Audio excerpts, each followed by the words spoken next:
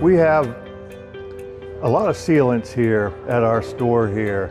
The important thing to remember is there's different surfaces that you're going to be applying sealants to on your camper.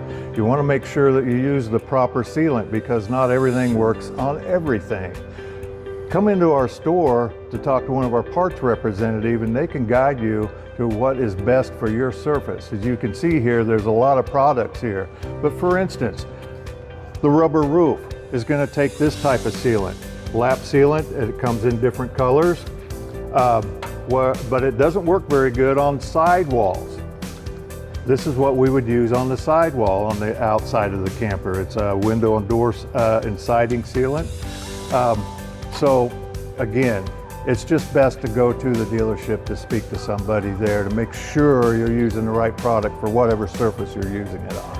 This will work great for touch-up sealant if you find gaps, little bubbles or shrinkage around some of the, like the city water inlet or a compartment door, around the top of a compartment door, or even the sides of windows.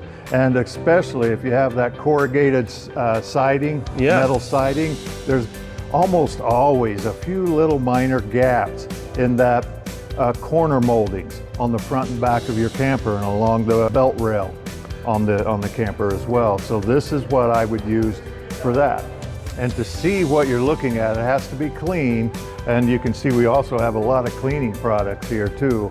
But if you clean the surface very well, that can expose some of the problems. And you want to address these problems right away because if you let them go, it's going to cost a lot of money. Now on the roof, obviously, that's where the rain hits the first. You want to look at the corners in particular. If you can picture a travel trailer where we have a vertical molding coming up and two front and side moldings coming together, there's a point where three different types of molding intersect. And that's a problem area on most campers. Where that rubber seam beats that front cap, correct? Exactly. And along the front cap where we're transitioning from one material to another material. Same way with on the sidewalls. Those are problem areas, so pay very close attention. I spend a lot of extra time just looking at the corners and along the belt rails, along the roof moldings while I'm on the roof to look for those little slight gaps and bubbles in the sealant. You can touch those up fairly easily with lap sealant on the roof, and if it's on the sidewall, again, we want to use a different type of sealant, but address those right away. If you don't, that water will come into the camper and will eventually find its way into the wood and material that it will damage and cost a lot of money to repair. That's right. Now, some of those items on the roof may be, what, vents, something vents, like skylights, the air conditioner seal, which is underneath the shroud. There shouldn't be any sealant there, but you can tell if there's water starting to accumulate around that area of the air conditioner.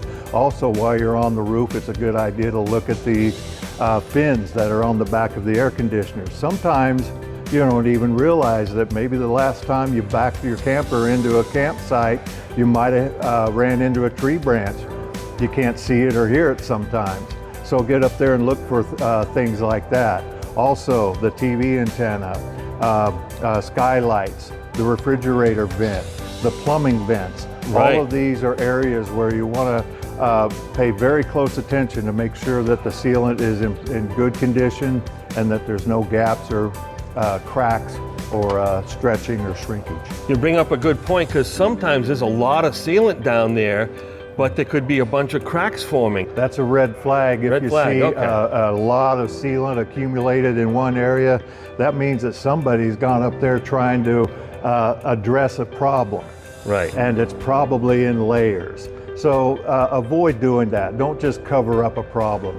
Make sure that you understand if there is a problem. If water's been getting in, try to find out underneath where that water is going. Some of the repair material here, and I'll tell you, I've used this product in particular for a lot of different projects here. But the roof repair material, this is designed for use on rubber roof. It's a patch kit. It adheres to the rubber membrane. doesn't come off. Even if you want it to, it won't come off. So it's a good idea to thoroughly wash the product, and you can see there's lots of different products here. Wash the roof, the sidewalls, and especially pay very close attention to where all the moldings and all that sealant is, so you can see any problem areas in that sealant. There's a cleaner, there's wax if you want to get that real nice shiny finish. Sure.